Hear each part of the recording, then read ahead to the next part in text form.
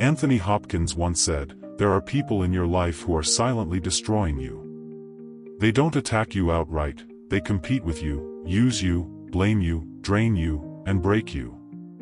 And the worst part? You might not even realize it, until it's too late." The competitor, the user, the blamer, the complainer, the abuser, 5 types of people who will steal your energy, your confidence, your peace, if you let them. But today, you'll learn how to recognize them, how to cut them out, and most importantly, how to take back control of your life. Because as Hopkins reminds us, not everyone deserves a place in your life. 1. The competitor. These people might appear supportive on the surface, but deep down, their encouragement comes with conditions. They want to see you succeed, just not more than them. Every achievement you make is a silent challenge to their ego, and instead of celebrating your wins, they compare, measure, and sometimes even downplay your success to make themselves feel superior. At first, they may seem like a good influence, pushing you to be better, and you might even mistake their presence for motivation. After all, a little competition can be healthy, right? But over time, you'll realize that their support is conditional. If you're struggling, they're the first to offer a helping hand, but the moment you start excelling, the energy shifts.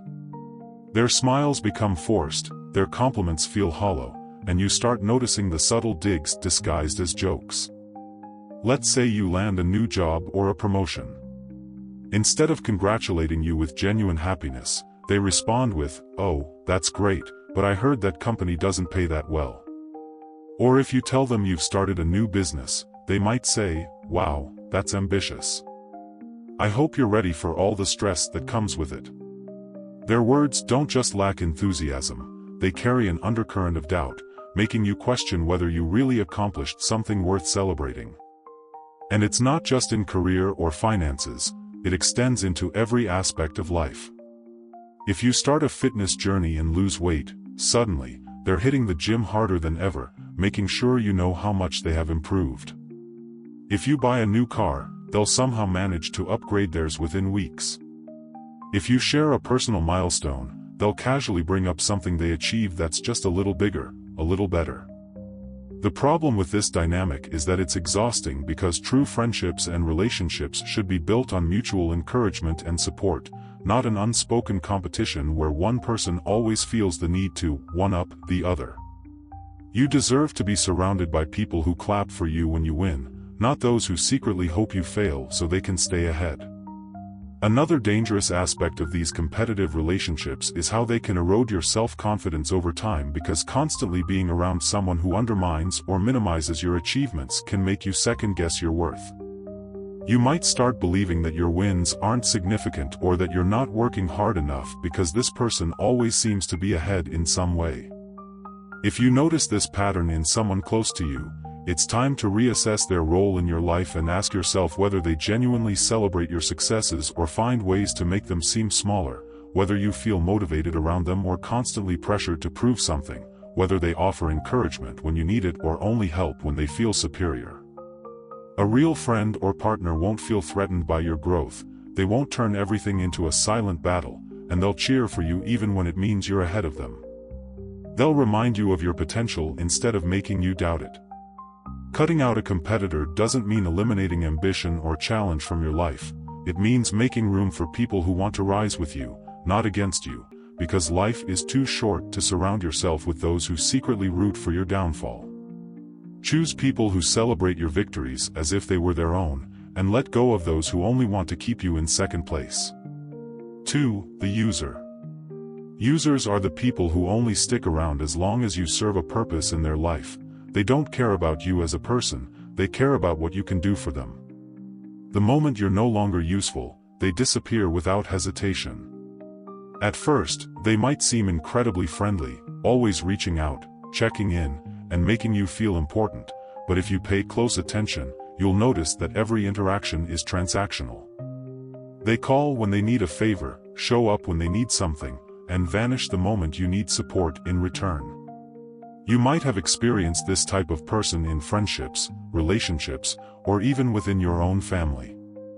Maybe there's a friend who always asks for help but is never available when you need them, Perhaps you've dated someone who was affectionate and loving until they got what they wanted, whether it was emotional support, financial stability, or social connections, or maybe a family member constantly turns to you when they need something but never checks in just to see how you're doing.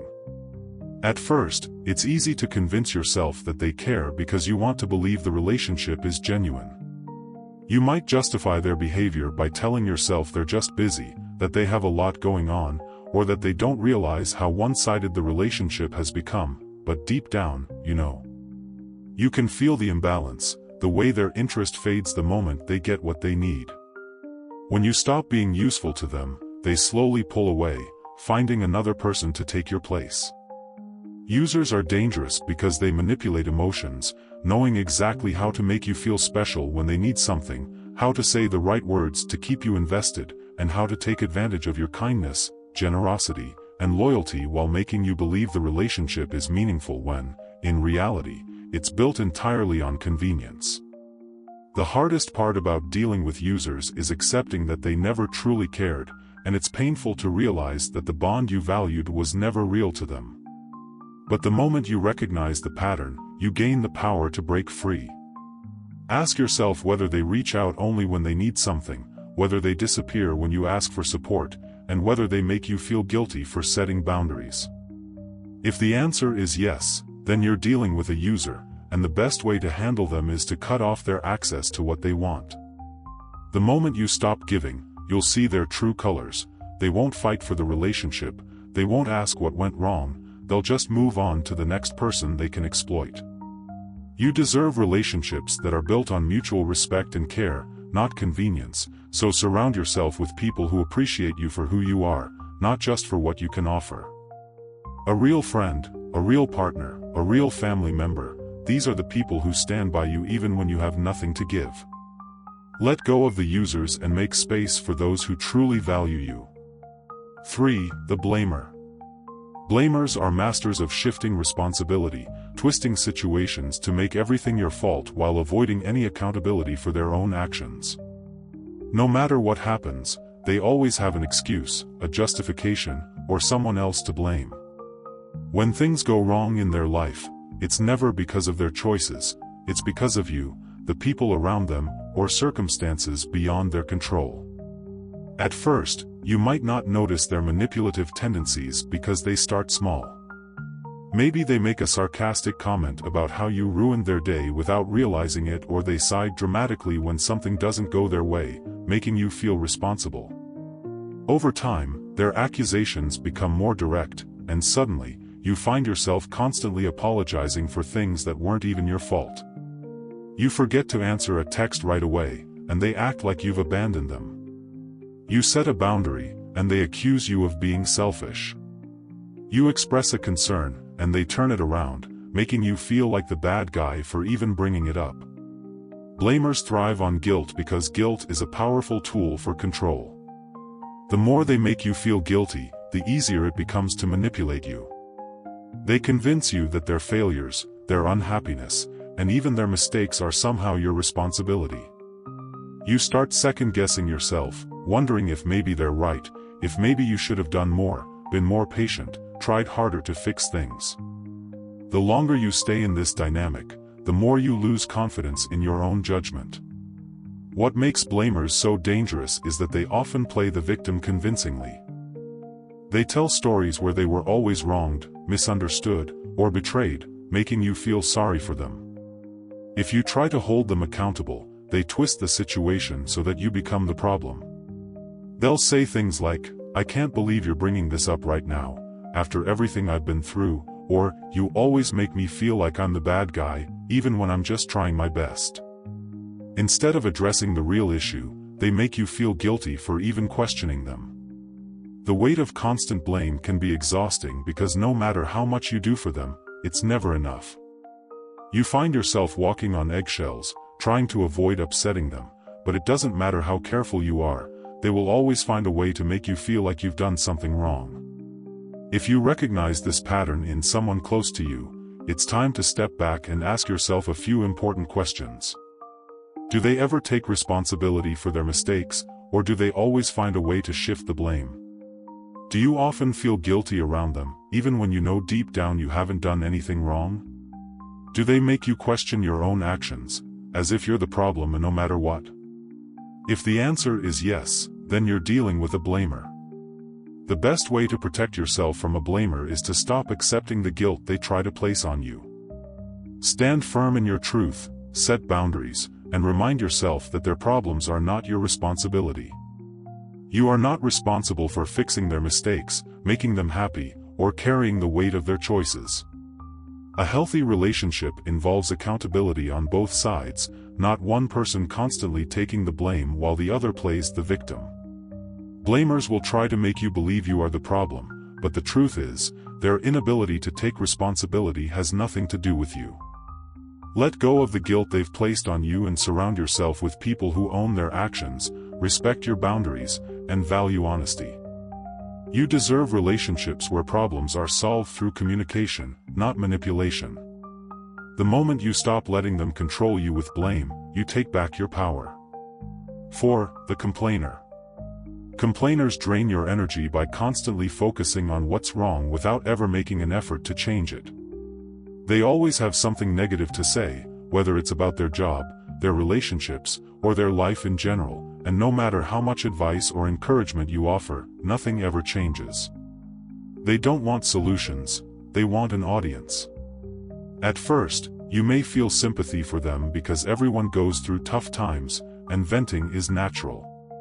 But over time, you start to notice a pattern. The same complaints come up again and again, and yet, they do nothing to fix the situation. They hate their job but never look for another one. They complain about toxic friends but refuse to set boundaries. They talk about how unhappy they are but dismiss every suggestion that could help them move forward. Complainers are exhausting to be around because they create a negative atmosphere wherever they go. When you spend time with them, you might leave feeling drained, as if their problems have become your own. They bring a sense of hopelessness into conversations, making everything seem worse than it really is. No matter how good your day was, they will find a way to pull you into their misery. What makes complainers particularly frustrating is their refusal to take responsibility. Instead of admitting that they have the power to change their circumstances, they blame everything on bad luck, other people, or forces beyond their control. They play the victim so convincingly that you might even start feeling guilty for not agreeing with their negativity. The truth is, no matter how much you try to help them, nothing will change until they decide to take action. The more time you spend around them, the more likely you are to absorb their mindset, and before you know it, you might find yourself complaining just as much as they do. If you recognize this pattern in someone close to you, ask yourself whether their presence brings value to your life or simply drains your energy. Do they ever take steps to solve their problems, or do they just talk about them endlessly? Do they leave you feeling inspired, or do you feel weighed down after every conversation? If they are unwilling to change, then the only thing you can change is how much access you give them to your time and energy. The best way to deal with a complainer is to stop engaging in their negativity. You don't have to be rude, but you also don't have to be their emotional dumping ground. Shift the conversation towards solutions, and if they resist, take it as a sign that they don't want to improve, they just want to vent. Protect your peace by setting boundaries and surrounding yourself with people who uplift and motivate you instead of keeping you stuck in a cycle of complaints. 5. The abuser. Abusers take advantage of everything you give them, your kindness, your trust, your loyalty, without hesitation or remorse. They manipulate your emotions, push your boundaries, and make you question your own worth, all while convincing you that their behavior is normal. They don't just hurt you physically or emotionally, they break your spirit, using your love and forgiveness as weapons against you. At first, they may seem caring and attentive, making you feel special and valued. But as time goes on, their true nature starts to show. They belittle you, control you, and make you feel guilty for things that aren't your fault. They use your loyalty against you, knowing you will always try to see the best in them, always forgive, always stay. And each time you do, they push the limits further. One of the most dangerous things about abusers is that they make you doubt yourself. They twist your words, rewrite history, and make you believe that you are the problem. When they hurt you, they justify it by saying it was your fault, that you made them angry, that you were being too sensitive, that you should have known better.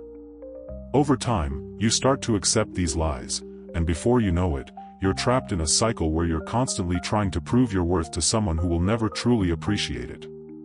Abusers don't just take from you, they drain you until there's nothing left. They feed off your emotions, making you feel like you owe them something, like you have to earn their love and approval. And the worst part? You often don't even realize how much damage they've done until they are no longer in your life. Only when they're gone do you see how much of yourself you lost in trying to please them, how much time you wasted waiting for them to change, how much peace you sacrificed in an effort to keep them happy. If you recognize these patterns, it's time to ask yourself some hard questions. Do they make you feel guilty for standing up for yourself? Do they use your loyalty against you, knowing you'll always forgive them? Do they make you feel like their love is something you have to earn? If the answer is yes, then you are dealing with an abuser. The only way to break free from them is to walk away. No explanations, no second chances, just leave. They will try to pull you back, promising they will change, telling you that you're overreacting, making you question whether you're making the right decision. But you are. You deserve love that doesn't hurt, trust that isn't betrayed, and relationships that don't require you to sacrifice your happiness just to keep someone else satisfied. Healing from an abuser takes time, but the moment you remove them from your life, you take back your power. And once they're gone, you'll finally realize how much lighter, stronger, and freer you were always meant to be. In the end, it all comes down to one choice: who you allow into your life. Anthony Hopkins reminds us that some people will drain you, break you, and hold you back, but only if you let them. The moment you recognize them, you take back your power. Walk away, set boundaries, and surround yourself with those who truly uplift you. Because life is too short to waste on the wrong people. Which of these 5 types have you encountered in your life? Share your experience in the comments below.